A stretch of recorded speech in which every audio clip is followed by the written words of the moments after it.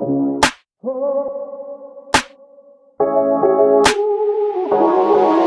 right, folks, welcome back to episode 2.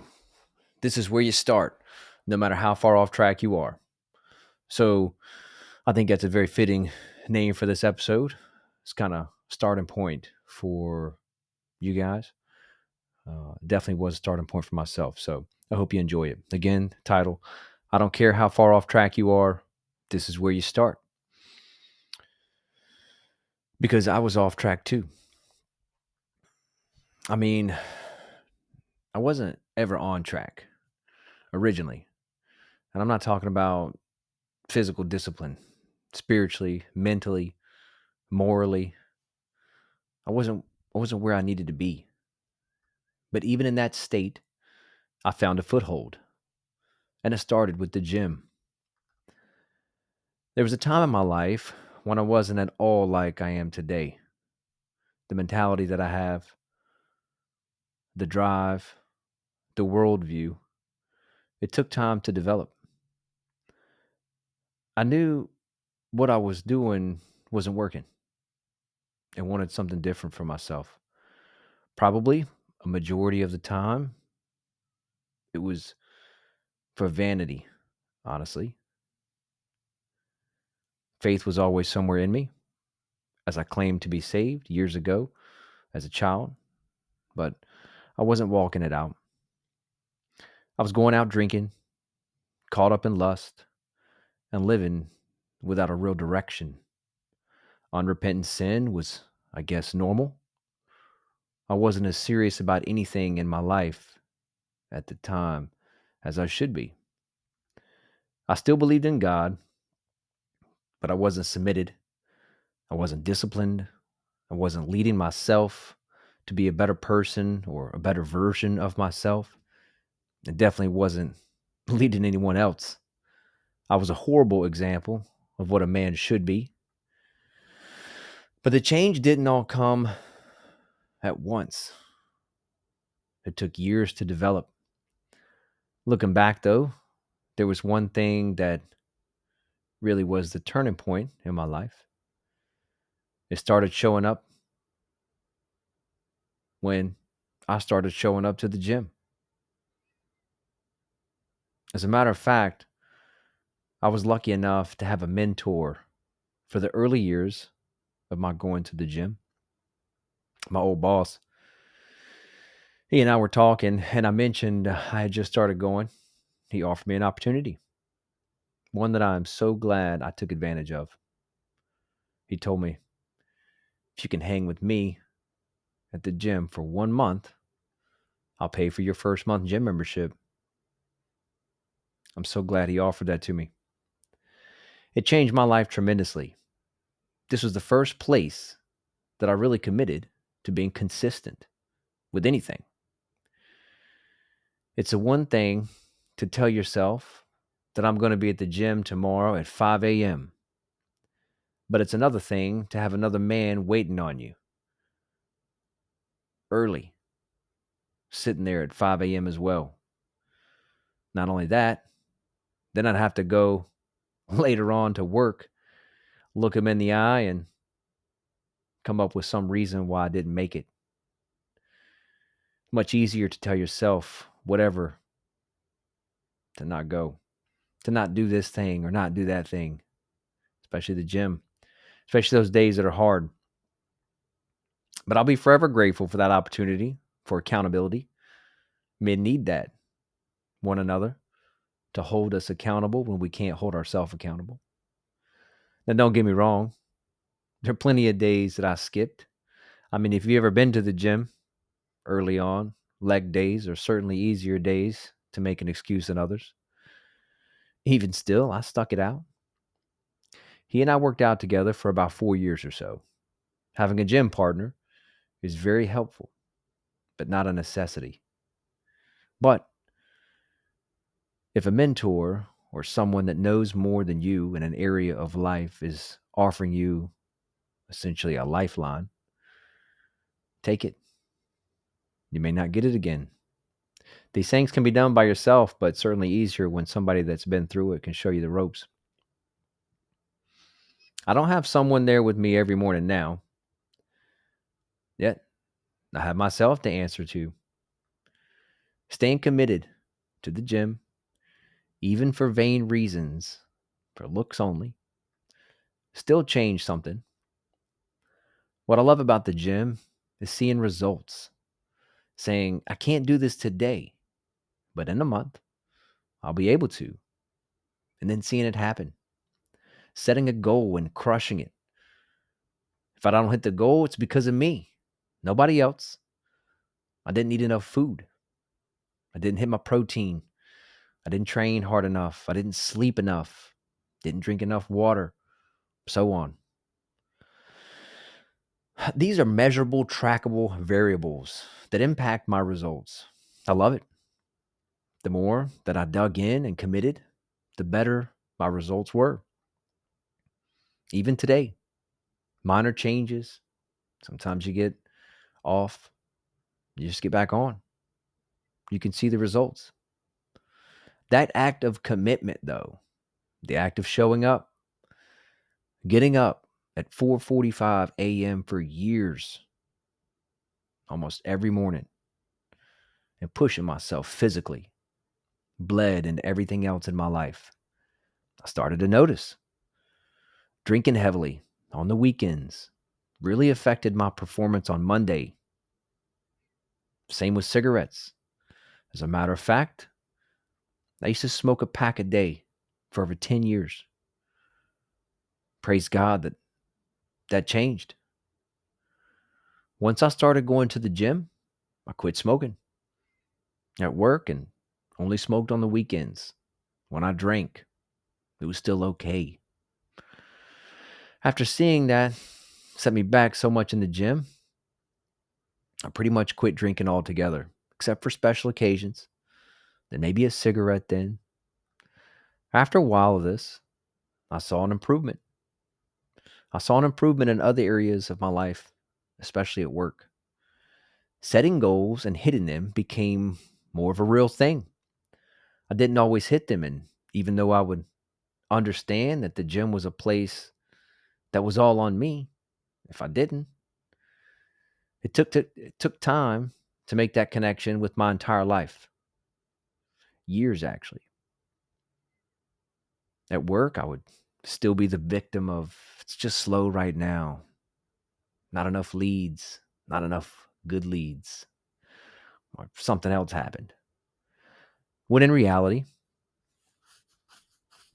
I would just not look in the mirror and ask myself, did I honestly do everything that I could have done? Did I work as hard as I could have today? I mean, no, I didn't. Most of the time, that's the answer. I needed to make a change. Needed to make a change to see what could have been.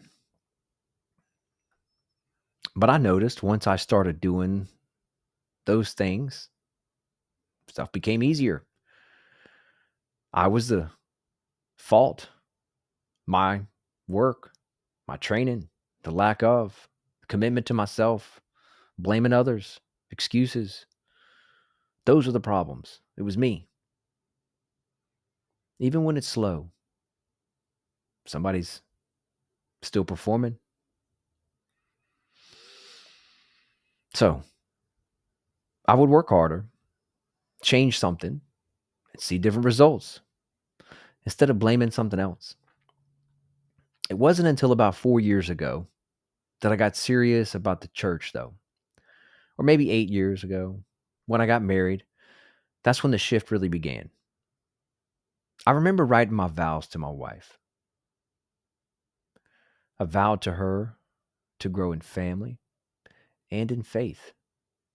I knew at the time how important that covenant I was making to her before God and our family and friends was. It wasn't an instant, it wasn't clean, but it was real. I began to understand what it means to live submitted, to put my body in subjection. to pursue holiness, not just physical health. When we had our first child, things really changed. If you don't know who Brian Souvet is, I highly recommend him. He wrote a song that we sing to our youngest daughter. And that song called Winnie, he sings, "When she opened up those big brown eyes, this daddy was evangelized." I really love that line. It really describes what changed in my life. It was a big moment when we had our first child. Luckily, God used the gym to begin that work in me, I believe. It was there where I learned to embrace pain and especially delay gratification. I think that is so important and such a wonderful bit of advice to live by in all areas. If I could just not give in now to what I think I want and delay that, I get what I really want, what I desire. I do want to make this clear. You don't have to be a bodybuilder. You don't have to track every gram of food 365 days a year. But food matters. Fuel matters. When you start looking at food like the fuel that you put in your vehicle, things will change. What you put in your body is a form of stewardship, and we are called to be good stewards. When I'm locked in, I weigh my food, I track my macros, I keep my protein high, and I'll be breaking all that down in time in future videos and how to do it, why it matters, how to make it sustainable, most importantly. That can especially seem too much. Man, who wants to do that? Who wants to weigh their food out? Who wants to track a macro? What's a macro? That's where I was at originally. I didn't know any of that. Didn't know what a macro was, a carbohydrate. I knew fat. I thought protein. Yeah, that's a meat. But over time, I learned more, understood that those things were vital to living a healthy life. Those kinds of things are vital to being a good leader. We can't afford to live without intentionality in this area. Men are getting weaker, softer, more passive than ever. And diet is a huge part of that. If that offends anyone, that's not my intention, but it is reality. So, men, you must make a change and lead in your home in this area. Now, I'm not here to boast by any means, but I do again believe that I'm a good leader in my home. My little girl, she knows what protein is. My son, he knows what protein is. I mean, they don't much know more past than that. But they know it's important to eat the meat on the plate. They know that too many carbohydrates or fries and pizza, even too much of any kind of bread, it's just not what's best for us. We use that for energy. But if we really want to be big and strong, we can't neglect the meat, have to have the protein. Being a leader in your home in that area will provide your family with information that they need to be healthier. Simple as that. By going to the gym, setting the example, don't even have to tell them to. Just do it. They'll follow. Well, they should, if you're a good leader. So, with that being said, starting tomorrow, I'm going to be about 30 days out from a vacation that my family's taking. We're super excited. It's a vacation we typically take. So, I'm going to start a short body fat cut or diet, whatever you want to call it. But what that means is I'm going to make some changes to hit a goal that I've set for myself. I love setting a deadline. It makes things real and urgent, holds me accountable. just saying, I'm going to lose some weight just doesn't work out that good. Most people just want to lose some weight. They just want to go to the gym. They just want to walk more.